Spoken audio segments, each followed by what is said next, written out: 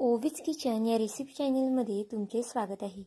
तर आज आपण मिक्सरच्या भांड्यामध्ये कारलं टाकून अतिशय भन्नाट अशी रेसिपी करणार आहोत. तुम्ही नक्कीच कारल्याच्या याआधी खूप रेसिपी पाहिल्याच असतील, पण या पद्धतीने कधी केली आहे का? खूप जास्त वेगळी पद्धत आहे. एकदा कराल ना तर पुन्हा पुन्हा नक्कीच कराल.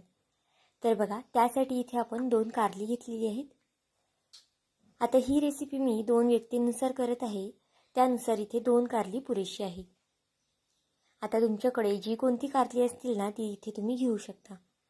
सुरुवातीला आपल्याला कारली स्वच्छ अशी पाण्याने धुवून घ्यायची आहे, कारण की कारल्यावरती फवारणी वगैरे होते किंवा मग खूप जास्त किडे वगैरे कधी कधी असतात, तर ते सगळे निघून जातात. त्यामुळे स्वच्छ 1 ते 2 पाण्याने कारली धुवून घ्यायची आहेत. रेसिपी खूप जास्त वेगळी आहे, त्यामुळे नक्कीच तुम्हाला आवडणार आहे. आणि ज्यांना कारली आवडत नाही ना, ते सुद्धा ही रेसिपी नक्कीच आवडीने खाणार आहे, कारण की खायलासुद्धा कळत नाही कारल्याची आपण रेसिपी केलेली आहे ती. तर बघा, कारली आता कट करून घ्यायची आहे.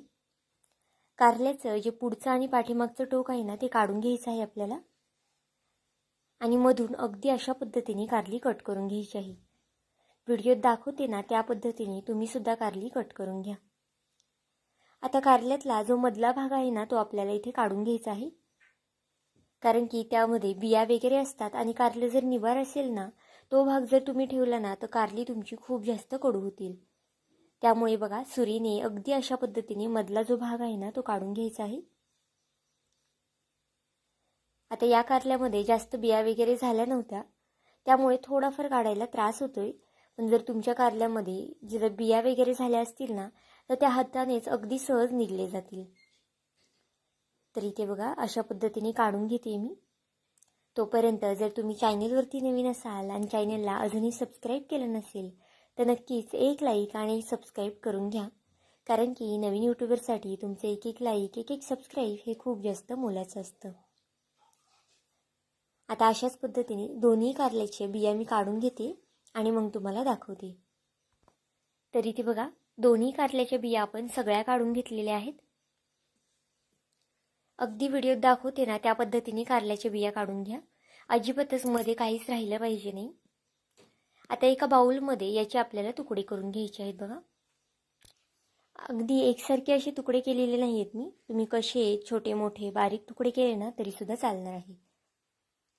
आता सगळ्या कारल्याचे इथे तुकडे करून घेते आणि मग तुम्हाला मी दाखवते. तर इथे बघा, बाउलमध्ये तुकडे करून झालेले आहेत. आता यावरती मीठ घालून घ्यायचं आहे आपल्याला, आणि मीठ घातल्यानंतर छान असं हाताने हे चोळून घ्यायचं आहे. त्याचबरोबर जर तुमच्याकडे लिंबू असेल ना तर अगदी आवर्जून लिंबूसुद्धा घाला आणि ते सुद्धा हाताने छान असं मिक्स करून घ्या. यामुळे कारल्याचा जो कडवटपणा असतो ना तो बऱ्यापैकी निघून जातो आणि कारलं कडू वगैरे अजिबात लागत नाही. आता हे आपल्याला थोडा वेळ असंच ठेवायचे. तोपर्यंत गॅसवरती एका साईडला कढई तापत ठेवूया. कढई तापली की त्यामध्ये मी 1 पळी इतपत तेल घालून घेतलेलं आहे. त्यानंतर इथे 4 ते 5 हिरव्या मिरच्या घातलेल्या आहेत आणि भरपूर असा लसूण घातलेला आहे. आता हिरवी मिरचीचं प्रमाण तुम्ही तुमच्या आवडीनुसार कमी जास्त करू शकता, पण ही रेसिपी ना खायला थोडीशी तिखट असली ना की खायला छान लागते. मिरची बघा, इथे मी मधनं थोडीशी कट करून टाकलेली आहे, म्हणजे तेलामध्ये मिरची टाकल्यानंतर अंगावर वगैरे उडत नाही. आता हिरवी मिरची आणि लसूण छान असं तेलावरती परतून झालेलं आहे. आता यामध्ये थोडेसे शेंगदाणे घालून घेऊया. तर इथे बघा, शेंगदाणे सुद्धा आपल्याला छान खरपूस परतून द्यायचे आहे. यामुळे रेसिपीची चव जी आहे ना ती अजून छान वाढते, शेंगदाणे जर तुम्ही खरपूस परतून दिले तर. फक्त स्लो गॅसवरतीच परता, नाहीतर मग फास्ट गॅस केला की शेंगदाणे तेलामुळे लगेच करपले जातील.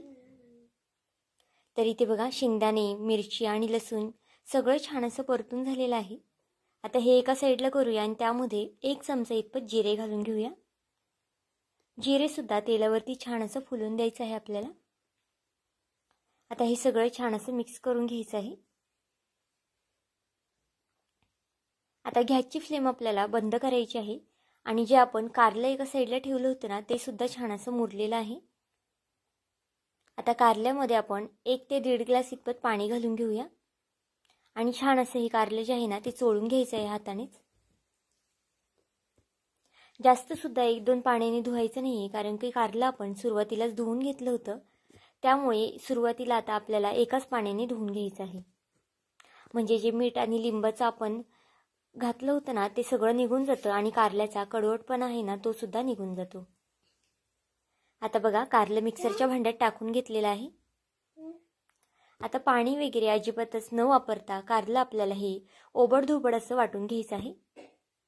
एकदम बारीक सुद्धा वाटायचं नाही, जाडसरच बघा हे आपल्याला ठेवायचं आहे. आणि अजिबातच पाण्याचा वगैरे वापर करायचा नाही. तर इथे पाहू शकता अगदी अशा पद्धतीने रवाळ असंही मी वाटून घेतलेलं आहे. आता हे एका साईडला असंच ठेवूया आणि एका प्लेटमध्ये हे काढून घ्यायचं आहे आपल्याला. तर इथे बघा एका प्लेटमध्ये हे जे कारल्याचं वाटून घेतलं आहे ना ते काढून घ्यायचं आहे आपल्याला.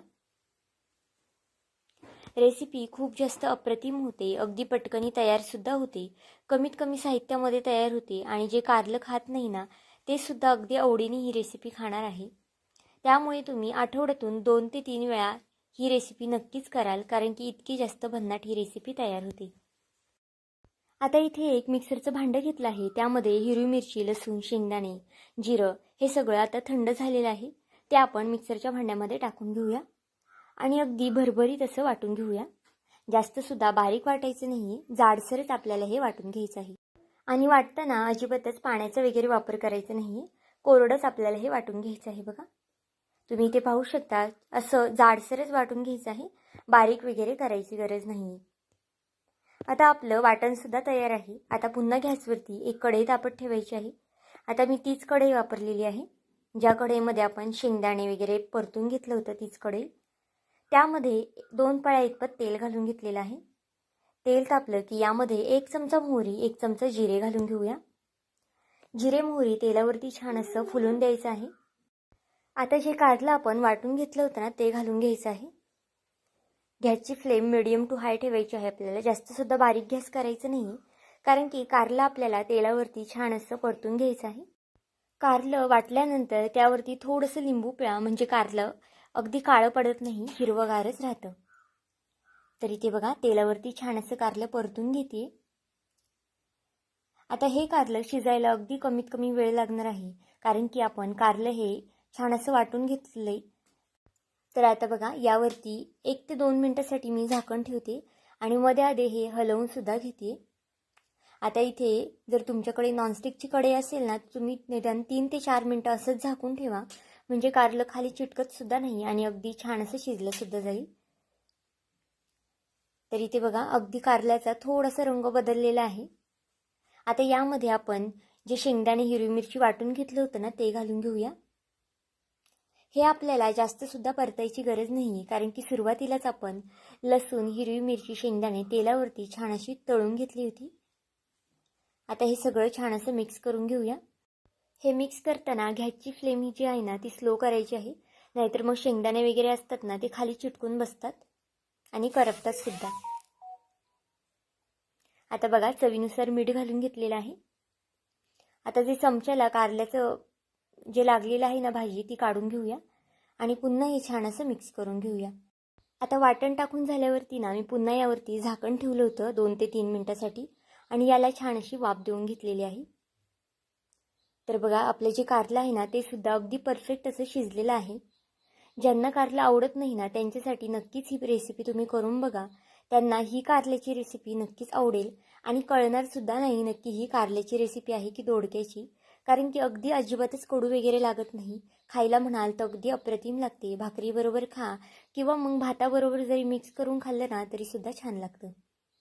आता यावरती लिंबू पिळलेलं आहे, थोडंसं कोथिंबीर घालून घेऊया आणि इथे माझ्याकडे सुकं खोबरं होतं ना ते घालून घेतलेलं आहे मी आणि पुन्हा आपल्याला हे छान असं मिक्स करून घ्यायचं आहे.